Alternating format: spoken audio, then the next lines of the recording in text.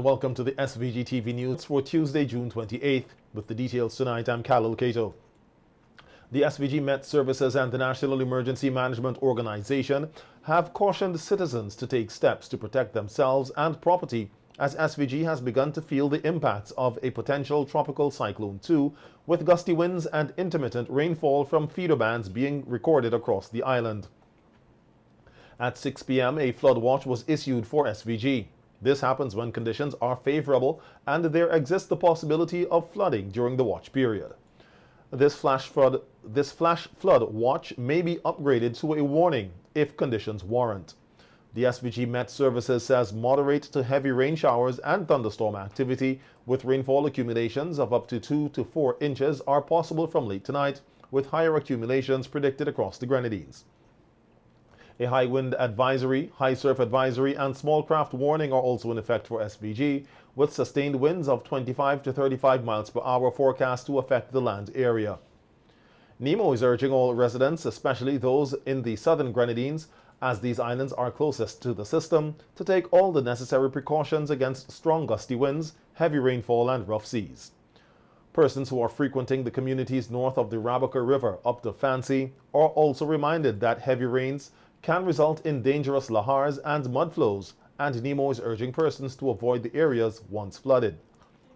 NEMO said through the SVG Meteorological Services, it will continue to monitor and provide updates on the potential tropical storm. Prime Minister Dr. Ralph Gonsalves is also urging Vincentians to be cautious and prepared during this hurricane season. On radio yesterday, he said persons should always listen to weather updates provided by the SVG Met Office or NEMO.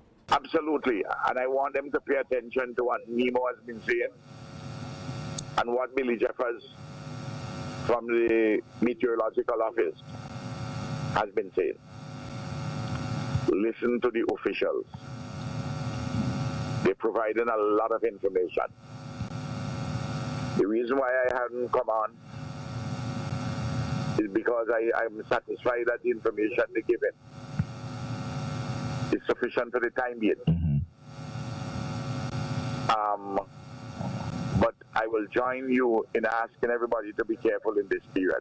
A check amounting to just over $52,000 was handed over last Thursday to Permanent Secretary in the Ministry of National Security, Hudson Ned, to purchase new equipment for the monitoring of activities at the La Soufrière volcano.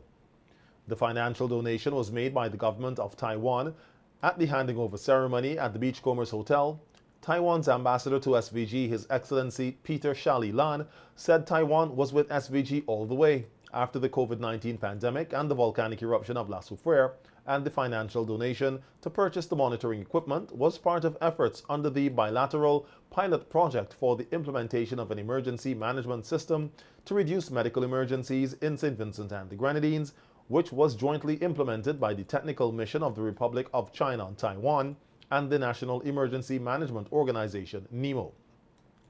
Ambassador Lan also expressed appreciation to other Taiwanese partners for their support of the project and reiterated that the Embassy of Taiwan will continue to work closely with SVG's government in its national development and economic recovery. On behalf of the government of SVG, PSNet expressed appreciation to the Taiwanese government for funding the purchase of the new monitoring equipment, which he said is necessary for tracking activities at La Soufrière. He said in this period of time, when resources around the world are scarce, the government and people of SVG are grateful that Taiwan continues to support specific needs of the country. The Ministry of Agriculture and Fisheries, in partnership with the Food and Agricultural Organization, the FAO, recently distributed fishing supplies to a group of fisherfolk in Kingstown to assist them in meeting the required international certification standards for their catch. The handing over ceremony in Kingstown follows other distributions in Chateaubriand, Owia, Fancy, and Clear Valley. Minister of Agriculture and Fisheries Suboto Caesar said the government plans to extend the handing over of supplies to Caliacqua, the Grenadines, and other areas. He also urged the recipients to use the supplies only for the purposes for which they were given. And I know that there are many fishers, many persons in the fishing community who had to assist persons who who are moving from certain areas in the red zone. It wasn't easy, and I want to really thank you for the act of kindness and gratitude.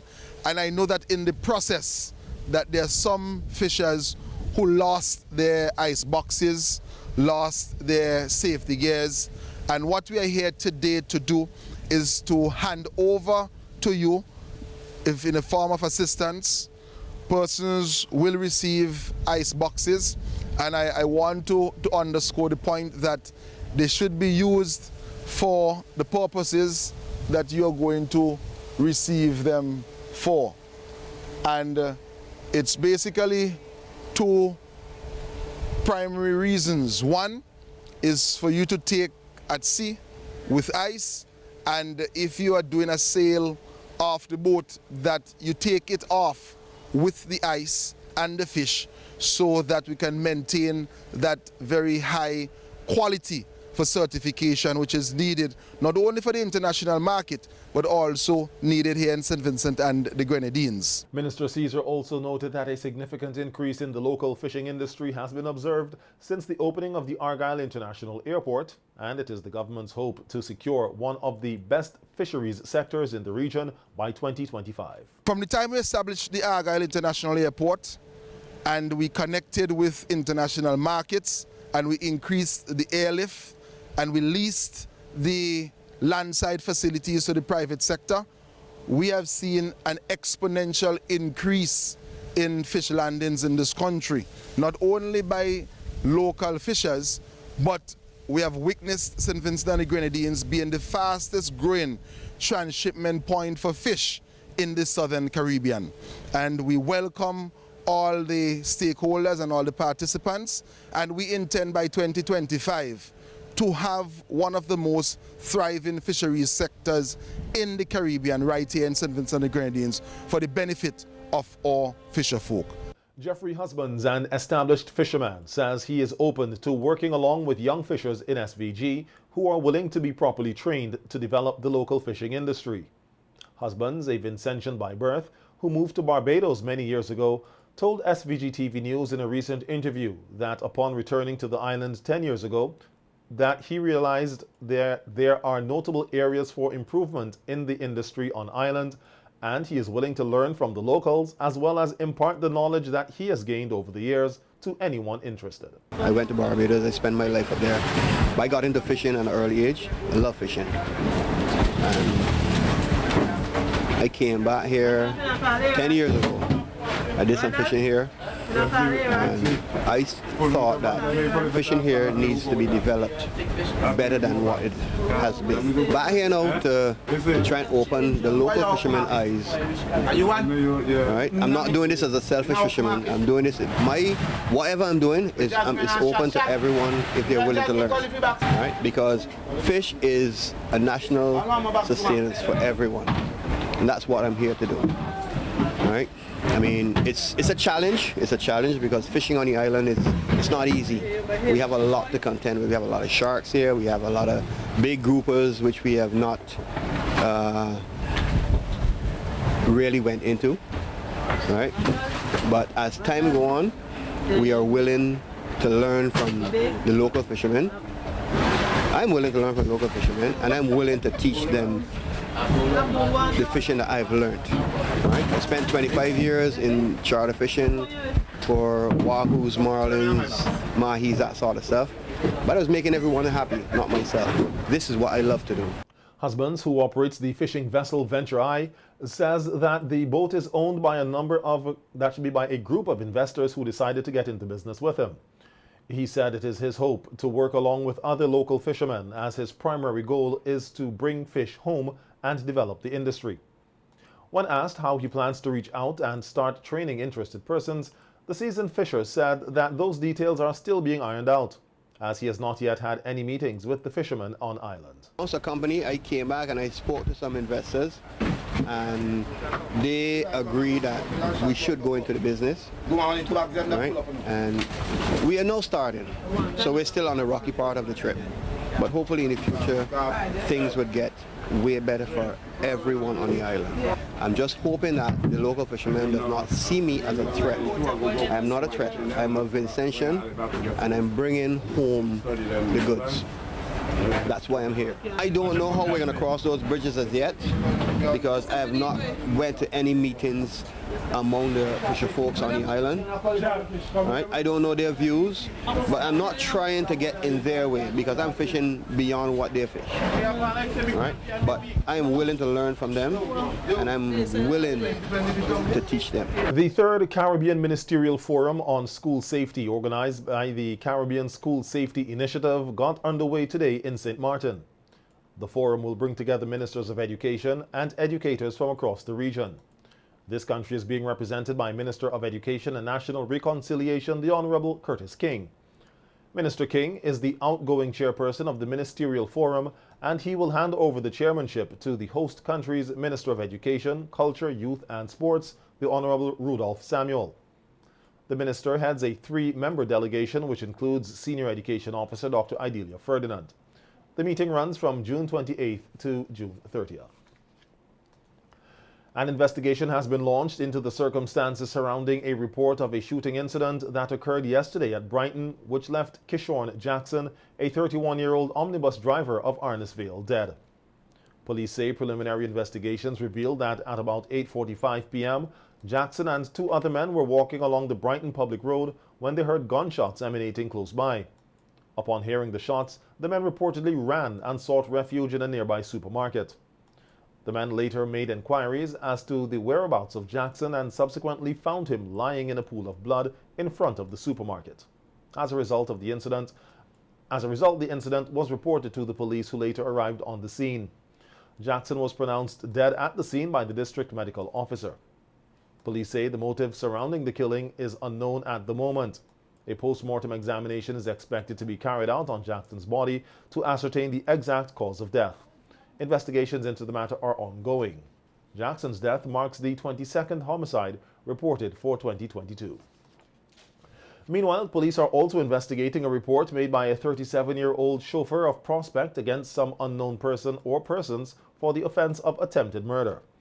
Police say, according to investigations, some unknown person or persons allegedly did an act which was more than merely preparatory to the commission to the offense by shooting the chauffeur on the right side of his face. The incident occurred in Prospect at about 12:45 a.m. on Saturday. Anyone with information that can assist the police in their investigations are asked to contact the Assistant Commissioner in charge of crimes at phone number 457-1211 or the officer in charge of the South Central Division at 458-4200, or with any other police officer with whom they may be comfortable speaking with.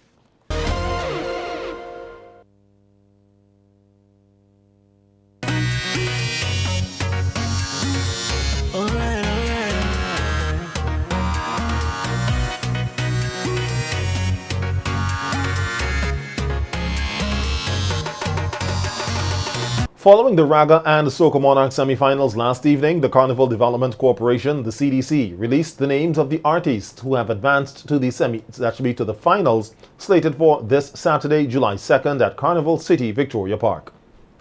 The finalists in the Raga Soca category are Sicko, Keith Currency, Kido, Fernando, Kiki, Dimes and the Pixel, Fireman Hooper, Bongo Prime, Magical, Ozari, Chawali and El Pank. The reserve is Kyron West. The selected artists will come up against the reigning Raga Soca monarch Hans John. In the Power Soca category, 11 artists were also selected to come up against reigning Soca monarch Magical. They are Keith Currency, Sheena Collis, Dimes and the Pixel, Miradan, Carbon Jams, Fire Empress, Grab a Finesse, Kemi Christopher, Hans John, Fireman Hooper, and Sunsun, with the reserve Fernando. Giving SVG-TV News some feedback on last night's semi-finals, Grab a Finesse said the weather conditions impacted the vibe at the show, but he is happy to have made it to the finals in the Power Soca category. The whole semi-finals experience for me was great, but the new vibes in the semi-final was not enough crowd because of the pandemic and what's going on, so it was a less energy now when you're talking about crowd energy, but other than that, everything was good. It was well organized, it was well set up and put together. But just mean how the crowd and the rain and the pandemic and stuff, people wasn't really feeling the semi-vibe, so. Prime Minister Dr. Ralph Gonsalves said that while there has been positive feedback on carnival activities thus far, the prices of some of the events do not reflect the hardship in St. Vincent and the Grenadines some persons have been complaining about. He made the comments on Star FM's Morning Scoop yesterday. Told that every morning they're beating up on the government and say that how we have things hard.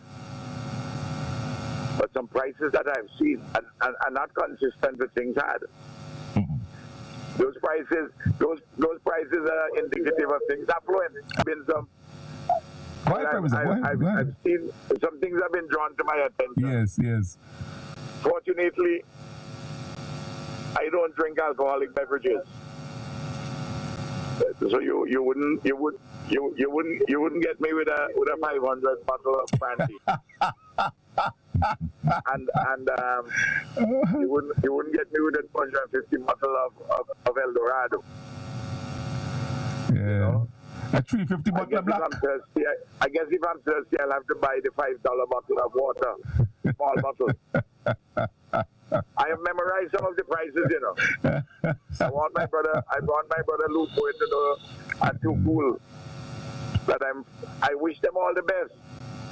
And I hope they make some money over this carnival season. The Royal St. Vincent and the Grenadines Police Force, the RSVGPF, is urging licensed firearm holders to properly secure their weapons when they attend carnival events. Sergeant Carla Tim tells SVG-TV News the police force is hoping to avoid any headaches this carnival season with firearms falling into the wrong hands. She advises persons to hand firearms over to police officers who are stationed at events and not to leave them unattended in their vehicles. If you're a firearm holder and you're going to take that firearm to a show, whether it's in Victoria Park or a private show, there is police mobile station there. We want you to hand in that firearm to the police mobile station. The police officer who is on duty there, you hand that firearm there. That police officer who is there will take your name, the necessary information, and secure it. When this show is finished, you come and collect your firearm. Because if that firearm has been stolen or lost, it becomes unlicensed, and that is problems if it gets in the wrong hand of some persons. Sergeant Tim also says the force has recognized that glass bottles are often used as weapons during carnival events. In an attempt to limit the number of violent incidents, she calls on bar owners and bartenders to ensure that glass bottles are not given to patrons. Over the previous carnivals, we have seen persons like if parties are like 2 meals, they're not talking, they wait until they reach in a crowd and carnival and they either swing a bottle or swing something at that person when they're less vulnerable at that time. But what we're encouraging persons, there is a no bottle policy. There is a no bottle policy, and we are asking vendors also, if you're selling drinks, to pour that drink out in a plastic glass. I know that when you buy your drink, whether it's by the retail, I don't know if breweries still have that going on when you purchase a glass, but we asking persons to purchase glass and serve drinks in glass. If the police officers on foot patrol or whatever see you pouring it into, you're having somebody selling it in a bottle, we could ask them to pour it in a glass for you.